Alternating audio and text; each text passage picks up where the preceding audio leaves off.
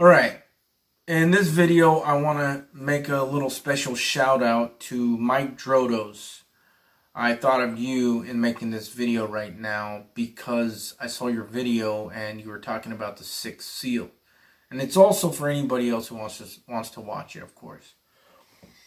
But it looks like we're in agreement that the rapture is at the sixth seal, at the appearing of Christ when the heavens are rolled back. That matches perfectly up with Colossians chapter 3, verse 4. When Christ, who is our life, shall appear, then we shall also appear with him in glory. So there's when he appears, right? So since we're in agreement to that, I want to show you something that, well, to me, is amazing and is a definite marker for the timeline of the sixth seal. And it goes along with all kinds of other evidence to back this up that I've made videos about. But let me just show you this one thing. So we know that after the sixth seal opens, there's a great earthquake and stars fall from heaven as untimely figs. But then there's a solar eclipse and a lunar eclipse. In other words, the sun turns dark and the moon turns to blood. The moon turning to blood is the lunar eclipse. Now, here's the thing about that, is that I believe that that lunar eclipse is going to be a full blood moon, a total blood moon. I believe that's what God will use. It just makes the most sense for that blood moon to be a total blood moon. Because there are lots of partial blood moons, but why would God use a partial blood moon for a major time marker like that? I think it would be a total. So, keeping that in mind, I want to show you now the amazing thing. And it's about the total blood moon. Now, if you keep up with the blood moons and the eclipses every year, they happen every year, but it's not that rare. They happen every year. You get partials and sometimes you get totals. And usually every year you get like at least one total eclipse or one total blood moon at least.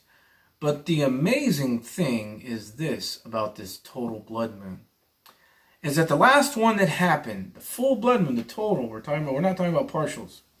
The last one that happened was in 2022, last year, on November 8th. Okay, that's the last one, total blood moon. Now the anomaly to me, especially taking into consideration the times that we're in, the last basically 7 years, well now it's about 6.5 years until the second coming of Christ, and before that the rapture. But considering all that, and what I'm about to show you, it's rather amazing, is that the next total blood moon, from the one last year in November, the next one isn't until 2025. And it's on March 13th and then rolls over into 14th. So you have like a 2.5 year gap between these full blood moons, and that is not normal. If you go on Google and you look up every year how many eclipses, they tell you right out the bat, you can see it. And pretty much every year there's a total blood moon. But in this case, there's about a 2.5 year gap in between these total blood moons. Now, the other amazing thing to me is this. Now this, I mean, you can't even make things up like this, okay? Is that this total blood moon in 2025, on March 13th, and then rolls into 14th, that lands on the Jewish holiday which is called Purim. Now, you probably know what Purim's about, but if you don't, you can Google it really quick. It was created in the book of Esther. And it has to do with freeing people in bondage. It's God's people in bondage. That's crazy, right?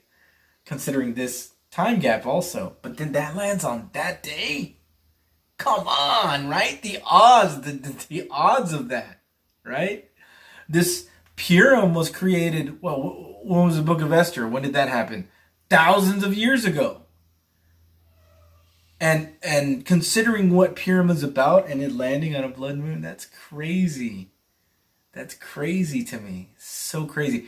And if you've been keeping up with my videos, I personally believe and have posted numerous reasons why I believe this, that the rapture is in Passover in 2025, which is just a hair past this.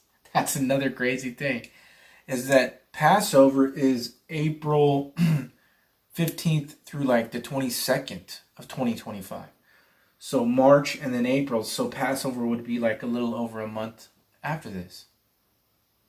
And if we look at the sixth seal, what happened? That's like exact, right? Because like the solar eclipse and then the lunar eclipse of blood moon, and then like I think it's like right after that, then the heavens are rolled back as a scroll and Christ appears. That's crazy. Like that could be on target like that. How the blood moon can be, this anomaly, this time gap anomaly, then land on Purim, then the date that I came to in Passover, which is April 19th, the day that the sun goes through the constellation Taurus. I made a lot of videos about that. But it can be right after this, which if you look in the sixth seal, it's like right after that when the heavens are rolled back. That's crazy to me when things line up like that perfectly on the timeline. Because, as you probably know, that's the most difficult thing when we come to the Bible, is putting everything on the timeline correctly, right? Because the Bible doesn't outright tell us how much time is in between these events, right? Like if we just read as it is, it's like you read a few verses and like there could be years in between or months. So we really can't know exactly some things because we're limited, right? Now maybe in numerology there's some mysteries there or something that can be figured out. I'm sure there's some way to figure it out, possibly, Bible codes. But as far as right now, that's how we see it. So for this to line up like that, that's absolutely amazing to me. Now, just to add some information that I've already talked about, is that before 2025, which is 2024, obviously, that is the year on the Chinese calendar of the dragon. And we know in Revelation 12 that the dragon is ready to devour the man-child. And I've made videos on how the man-child was Christ. That was his body being caught up. Now we are his body, so that pattern definitely pertains to us again. It's a repeating cycle. Ecclesiastes 1:9. What was done will be done again. There's no new thing under the sun. It's prophecy expansion, right? So that pattern is being used for us now.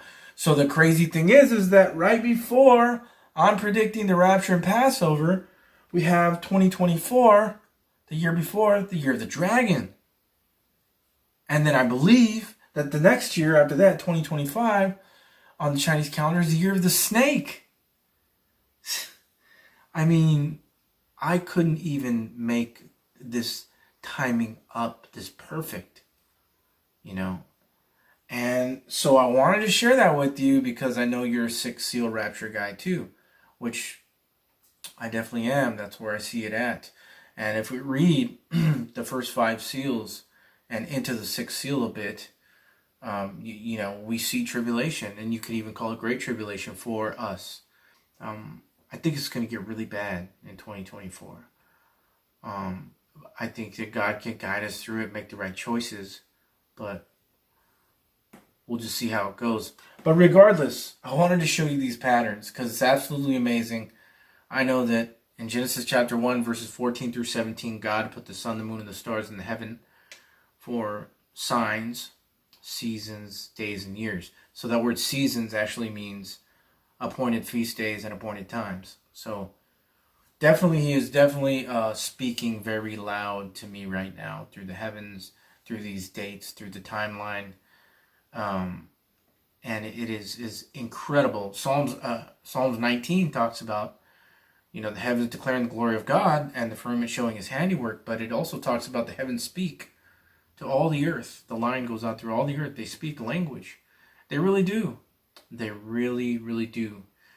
And so anyways, I appreciate your comments.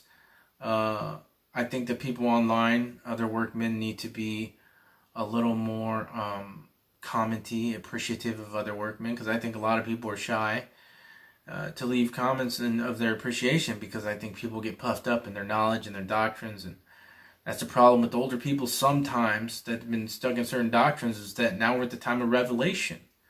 Right? The book itself, Revelation, means revealing. So those are the times that we're in. Daniel said himself, seal these books up until the end, and knowledge will increase.